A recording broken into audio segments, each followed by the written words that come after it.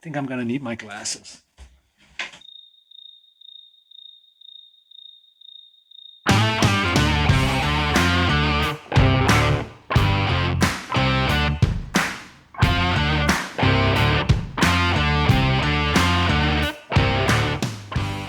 Hey, W here. Uh, Welcome to the workshop. And if you've been here before, welcome back and thank you. I really appreciate it. You may have seen a previous video on this channel where I built this. This is it's called box. It just says box. And it's an A/B switch for a sound signal. It's a guitar pedal, but you could use it for any kind of signal. So there's an input and two outputs that you can switch between. I specifically made this to run on a battery instead of the wall wart that the kit was born to run on. But I've since discovered that. Well, let me back it up a little bit. The original kit that I built this off of, or that I built this from, was just the switch, a passive switch. And it had a 9-volt power source, which, like I said, was supposed to have been a wall wart, driving nothing but the LEDs. But what I did was I altered the design, or I altered the construction, and added a buffer circuit to deal with noise issues, depending on where in the signal chain you put such a pedal. And the buffer stage also consumes power. It runs on there's a power divider in the circuit, but it runs on four and a half volts. And as far as I can tell, well, as long as the gadget is powered up, as long as there is a battery in it, the amp runs. I've tried unplugging it, but it eats through batteries at a rate of about 2 9-volt blocks in a month if it's on constantly, and that is way too fast. I have a volume pedal, which also has a 9-volt battery in it, and that lasts for a year. At least, probably more. So this is, it eats, I guess this is a long way of saying that I built this and it's eating batteries too fast. So I'm gonna try and see if I can alleviate that in the easiest way possible.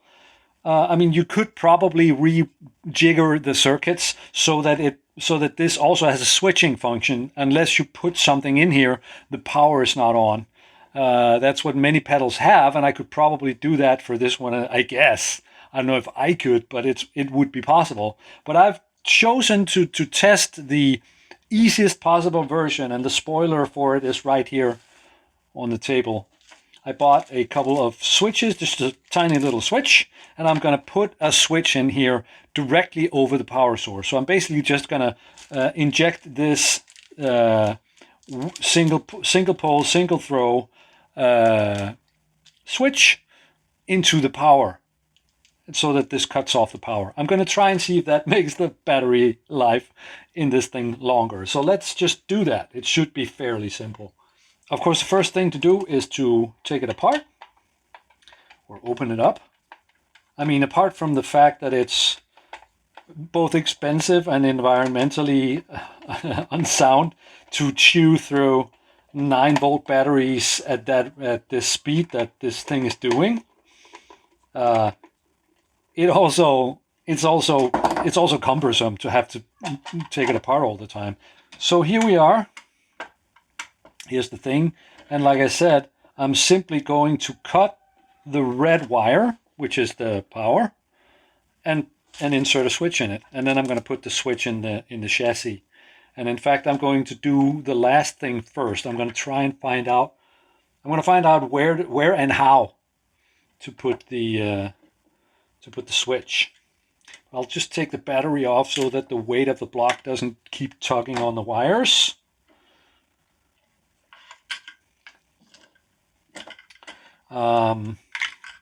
I think, let me just get a switch from the bag. Just one, actually. I bought a spare. I'm thinking in the battery compartment, as you can see there's a lot of space around it. So it should be definitely possible. like the business end, or the connecting end of this thing, of the switch, is going to be inside the chassis. So I'll have to do something to protect it so the battery doesn't touch it, but there should be plenty of room for it. And now I'm just thinking where to put it. Oops. Where to put it, which I will feel like is reasonably elegant. And I've been mulling in my mind. I've been thinking about putting it like somewhere around here on the top of it. I've been thinking about here, and I'm also thinking about here. And I think I'm leaning towards this side. I think it's a kind of a little bit of a balance. I mean, for one thing, I mean, if the switch was a matter of pulling the plug, I'd be doing that. But I can also just do that, flip that. It's on the same side. It's not like it matters a great deal, but there's a certain logic to it. And also there's one plug there and two plugs there. A little bit of balance. I could put it up here, but that's a little bit out of the way. I think I'm going to put it here. I'm going to put it here. And then I'm going to see if the battery, if the battery's in there. Actually, that could end up making my life a little easier, because look at this. Just take the battery out. If I put this thing on, I mean, if I mount the battery like so, and then drop it in here in the battery compartment here. Oops. And the switch is on this end, then there's, if anything is going to touch the switch, like I said, I'm going to do something to protect it, but if something touches the switch, it's not going to be metal. By the way, that's what this cardboard piece is doing. It's keeping the battery from touching the print board. So this is a very clumsy build. I don't know if you know that, but if you watch the other video, you do. Yep, so I'm going to put it here. And I'm going to make the wire as short as I can on this end, so that the connector here is as long as it can get. I could make it longer because I have more wire. You just cut it and then just put a longer wire on it. I could easily do that, but I don't think it's necessary. We'll see. Let me just there we go. So that I can sort of keep it without knocking it all the time. And then I think I'm just going to use, I have a Sharpie thingy here. And then if I'm going by the same distance from the bottom, it's 25 millimeters from the floor. So that's 22 from the edge. Like that. And then I want to see on the other side, right about here. So that the center is right about there. Because I'm just going to drill a hole. I'm not going to 3D print an entirely new thing just to make a hole. And the walls are solid on this, so it's going to be fine. And then I'm going to get the little switchy poo and find out the size of it.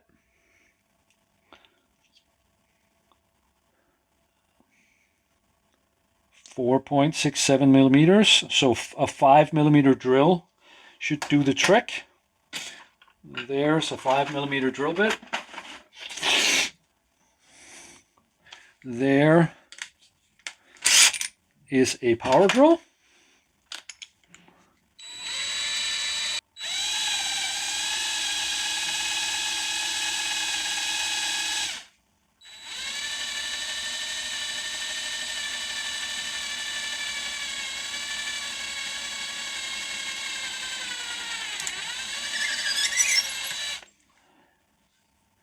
I feel like if you drill too fast into PLA, there's a considerable risk of warming it up too much. It's not very heat resistant.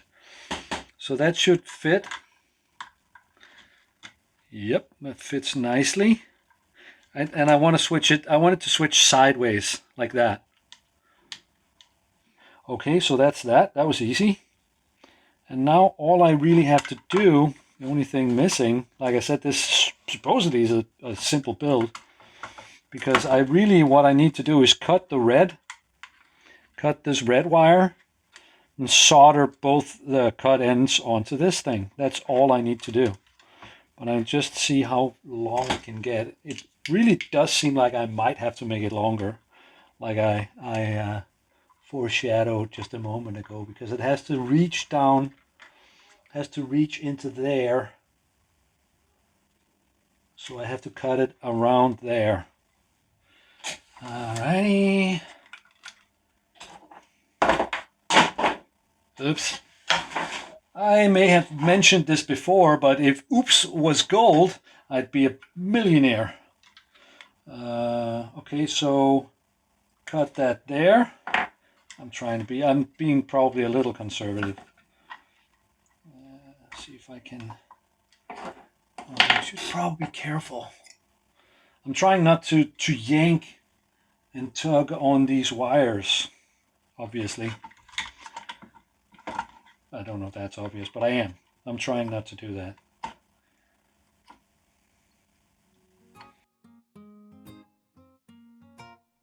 Well, if we had smell-o-vision, you would know that now the soldering iron is just about heated up. I think I might like to have something to hold that thing with, so I have my my helping hand here. It's not the greatest helping hand in the world, but it whoops. I find that it is quite often well better than nothing. Yep.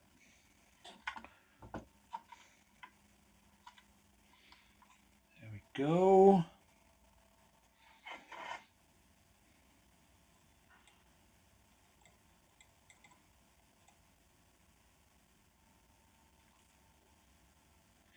It's amazing how bad I am at this.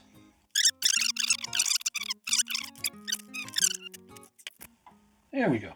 That's it. Lovely. And then the other end. There we go. The other one. I'll be honest with you, I have no idea if this is the right thing to do. The right way of doing it. Let me just try something here. I'm going to pre-solder the wire.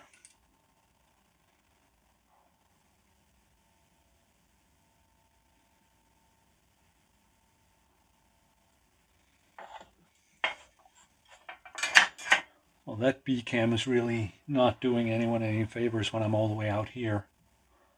Just do like that. See if you can actually see some of the shit I'm doing here. There we are. And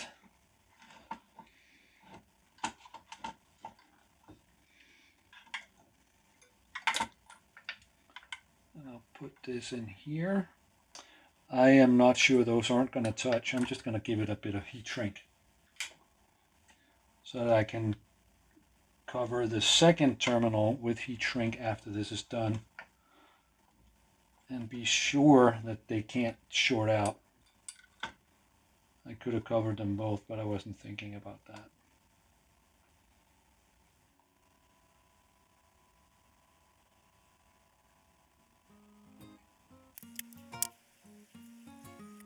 There we go.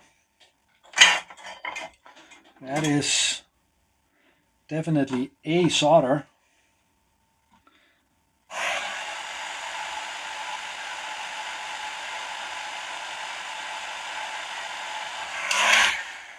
There we go. That should be it for the electronics. So let's just see if it works at all. This is a fresh battery. I just took it out of the package. So connect that. There we go. And no light. The LEDs are off. And the LEDs are on. It's a little bit easier to see with that LED, I guess. Off, on, off, on. Alrighty. So the basic functionality is there. I should note that I don't know enough about audio circuitry to know if if adding a switch like this is going to affect the signal. I literally don't know. I can't see how, but it's nothing I know anything. I don't know enough about it. And then I can get this through here, like so. Oh, right. I'm just going to put this kind of toothed washer on the inside to help it not turn over time. And then put it through and get a nut on there.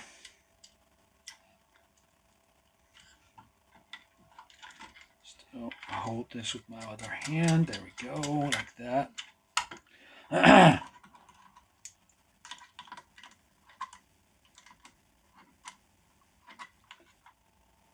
I think that's about as tight as I can get it. I'm probably going to need to make some kind of protection for the switch on the inside there. But first, let's put the battery in. Actually, I don't need to do that because all of this, I don't know if you can tell. Let's get some light in there. The wires and the cap and all of this plastic is actually keeping the battery away from touching anything that has to do with the switch. It can't get there. So I think I'm just going to leave it like that. Should be fine. Which means,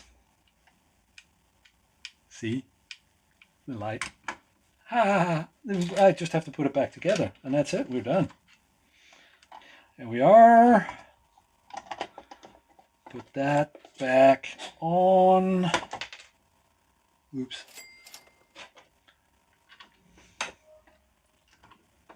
And now, as best as my understanding works, it should now, I should now be able to run this without eating battery when it's idle. All I have to do is switch this off and on. If I switch it off, since I'm cutting power right at the battery, it shouldn't be, nothing inside of this thing should be consuming power when the newly added switch is in the off position. So I am, isn't that lovely? I mean, I think it kind of works. It's sort of a neat and cute little solution. If I was taking this pedal on the road, I would certainly not do that because this is going to get kicked around and destroyed in a live gig setting. This is just for the floor of my living room, and then nothing much is going on there in terms of violent thrashing around, so it's going to be fine. But I definitely prefer it. For this setting, I definitely prefer it over having the wire from a wall wart coming across the floor here. So that's it. I'm going to go put it back in the signal chain. And I'll probably be offsetting the posting of this video or publishing of this video until I know if it worked. So I'm gonna put it back in the signal chain and see how long this battery lasts. Because like I said, up until now it's about 2 weeks, and it has to be better than that. All right, fingers crossed. And yeah, thanks for watching, and I'll see you next time for maybe more horrible electronics, or maybe something I'm a little bit better at. Take care. Bye.